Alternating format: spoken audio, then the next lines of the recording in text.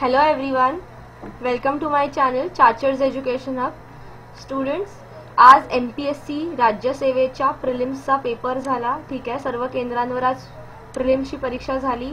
So या परीक्षेचा एक ओव्हरव्ह्यू, एक अनालिसिस आज तुम्ही बघणार आहात या व्हिडिओमध्ये. ठीक आहे, हा जो अनालिसिस मी तुम्हाला सांगत आहे स्टुडंट, तो माझा सेल्फ गिवन एक्झाम अनालिसिस आहे. आज मी सुद्धा ही एक्झाम अटेम्प्ट केली आहे. सो कशा टाईपचे क्वेश्चन आले होते, ओके, आणि काय गुड अटेम्प्ट असू शकतो. ठीक आहे, की त्या रेंजमध्ये जर का तुम्ही प्रश्न अटेम्प्ट केले असतील तर तुम्ही सेफ आहात. ठीक आहे, आणि तुम्ही मेन्सचं प्रिपरेशन चालू करू शकता. या सर्व गोष्टींची आता आपण डिटेल माहिती घेऊ. ठीक आहे, तर चला सुरू करूया.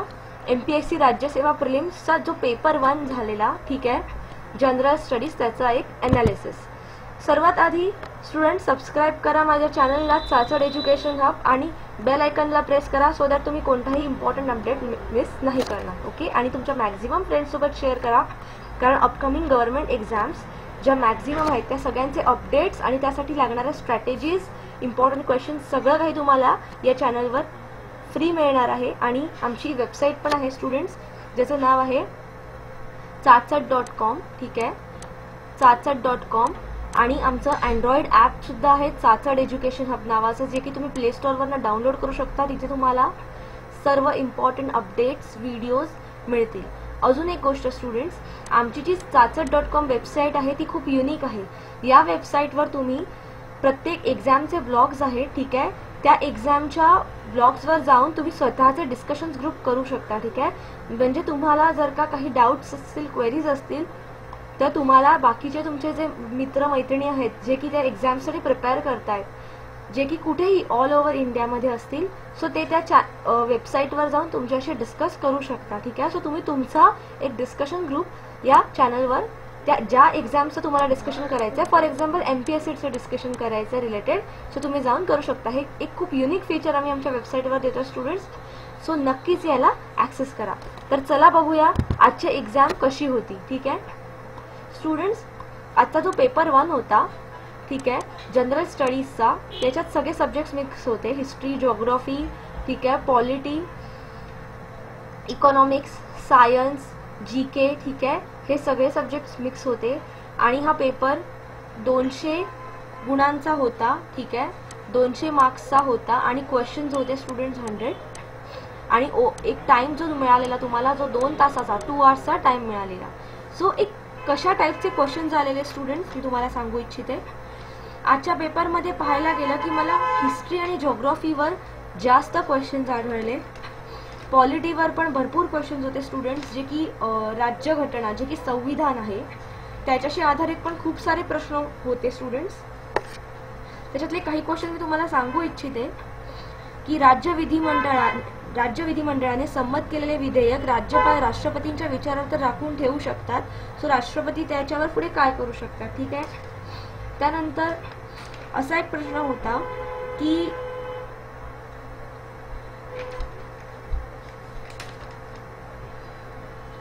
भारतातील न्यायालयीन पुनर्वलोकन डॅश सुचवते. ठीक आहे, आणि 4 ऑप्शन्स होते. असे बरेच वेगळ्या प्रकारचे स्टुडंट क्वेश्चन्स होते. पण आजच्या पेपरमध्ये एक वैशिष्ट्य असं होतं की बरेच प्रश्न असे होते की तुम्हाला असा मेन क्वेश्चन असायचा की खालील विधाने विचारात घ्या. त्याच्या खाली तुम्हाला 3, 4, 5 अशी विधान स्टेटमेंट दिली असायची आणि नंतर विचारायचा की यापैकी कोणतं विधान किंवा कोणती विधाने योग्य आहेत किंवा कोणती विधाने अयोग्य आहेत. म्हणजे तुम्हाला ती सगळी विधानं वाचून त्यापैकी कोणती करेक्ट आहेत, कोणती रॉंग आहेत, मग ते एक असो किंवा मोर दॅन 1 असो, असं चूज करायला लागत होता.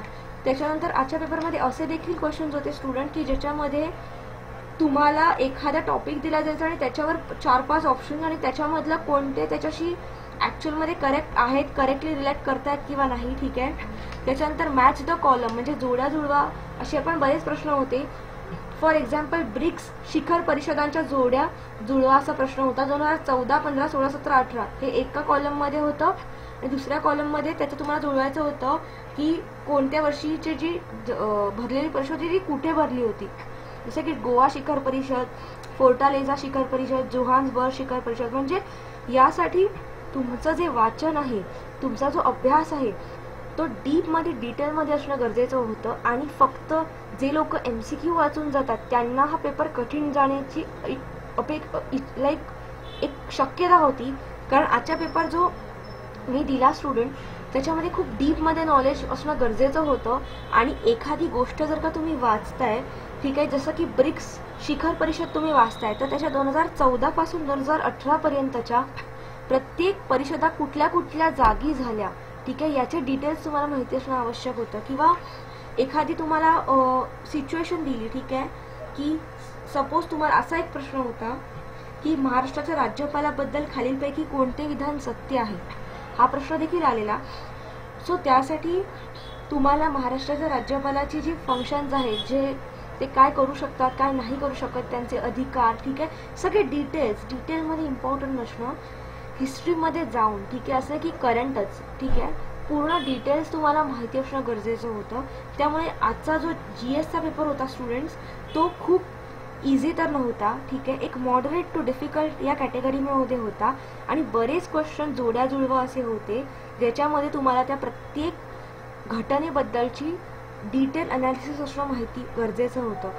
की जसं की असा एक क्वेश्चन होता की जोड्या जुळवा, त्याच्यामध्ये एका कॉलममध्ये ऑप्शन होते महाराष्ट्रातली पहिले उपग्रह दळणवळण केंद्र, पहिले मातीचे धरण महाराष्ट्रातील पहिले जलविद्युत केंद्र, महाराष्ट्रातील पूर्ण विद्युतीकरण झालेला पहिला जिल्हा, ठीक आहे.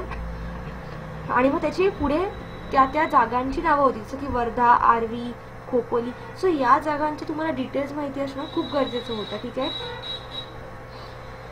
त्यानंतर स्टुडंट सायन्स टेक्नॉलॉजी या ह्याच्यातनं पण बरेचसे क्वेश्चन्स होते, ठीक आहे.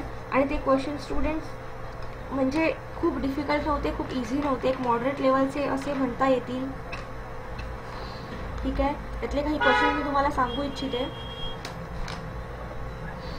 जसं की कोणत्या वनस्पतीमध्ये HSK अथवा C4 या प्रकारचे प्रकाश संश्लेषण होते, ठीक आहे. नाकतोडा या कीटकाच्या नर आणि मादीमध्ये किती सहलग्नता गट असतात, ठीक आहे. देन कोणती परिस्थिती दुसऱ्या गर्भासाठी धोकादायक असेल, म्हणजे ऑप्शन दिलेले, ठीक आहे. त्यानंतर अजून एक प्रश्न होता की खालीलपैकी कोणते लुईस आम्ल नाही, आणि 4 आम्ल होती, ठीक आहे. Barium chloride, beryllium chloride, boron trichloride, boron trifluoride, ठीक आहे. त्यानंतर अजून एक असा प्रश्न होता की खालीलपैकी कोणती अभिक्रियाकारके अमोनिया तयार करण्यासाठी वापरतात, ठीक आहे. कोणती रिॲक्टंट्स अमोनिया बनवण्यासाठी वापरतात. आणि 3 ऑप्शन्स होते, त्यापैकी तुम्हाला any1, any2 और any3 असं चूज करायचं होतं.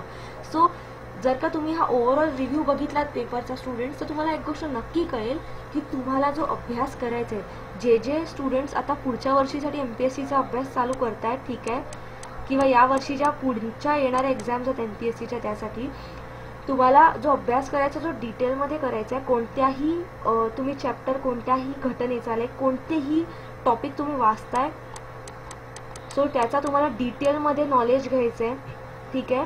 म्हणजे त्या टॉपिकशी रिलेटेड तुम्हाला जोड्या जुळवामध्ये प्रश्न आला, किंवा त्या टॉपिकशी रिलेटेड 4 विधानं विचारली, ह्याच्यातलं कोणतं सत्य असत्य आहे हे विचारलं, किंवा त्या टॉपिकशी रिलेटेड कितीही डीपमध्ये जर की तुम्हाला क्वेश्चन विचारला, तर तुम्हाला त्याचा आन्सर देता आलं पाहिजे, ठीक आहे. सो आत्ताचा जो पेपर होता, पेपर 1 जनरल स्टडीजचा MPSCच्या राज्यसेवेचा, तो एक moderate level to difficult level म्हणता येईल. आणि त्याचे जे गुड अटेम्प्ट्स जे आहेत स्टुडंट्स, जे की एक असे अटेम्प्ट जे की तुम्हाला सेफ साईड आहेत, की ते अटेम्प्ट जर का केले असतील विथ गुड ॲक्युरसी, एक चांगल्या ॲक्युरसीने, तर तुम्ही मेन्ससाठी प्रिपरेशन चालू करू शकता. हे अटेम्प्ट स्टुडंट 100 क्वेश्चन्सपैकी 60च्या आसपास जर का तुम्ही क्वेश्चन्स केले असतील, ठीक आहे, चांगल्या ॲक्युरसीने, एक 50 ते 60च्या आसपास, ठीक आहे, या रेंजमध्ये, मिनिमम 50 मॅक्झिमम 60, आणि 60 प्लस केले असतील तर खूप चांगली गोष्ट आहे स्टुडंट. पण जर 60च्या आसपास चांगल्या ॲक्युरसीने अटेम्प्ट केले असतील स्टुडंट, 50 ते 60च्या दरम्यान जरी तुम्ही या पेपर्ससाठी मेन्स तुम्ही एक चांगले होप्स ठेवू शकता, जर का दोन्ही पेपर्सचे तुमचे अटेम्प्ट चांगले ॲक्युरसीने झाले असतील तर. पण या पेपरचे एक गुड अटेम्प्ट म्हणता येतील स्टुडंट 50 ते 60च्या दरम्यान, ठीक आहे, with good accuracy, okay. So student, माझ्या नेक्स्ट व्हिडिओमध्ये मी तुम्हाला सांगणार आहे की दुसरा जो पेपर 2 आलेला CSATचा, त्याचा अनालिसिस आणि त्याचे गुड अटेम्प्ट, आणि त्याच्या नेक्स्ट आपण बघू स्टुडंट्स की काय कट ऑफ एक्सपेक्ट करू शकतो, ओके. सो थँक्यू स्टुडंट्स माझा व्हिडिओ बघितल्याबद्दल.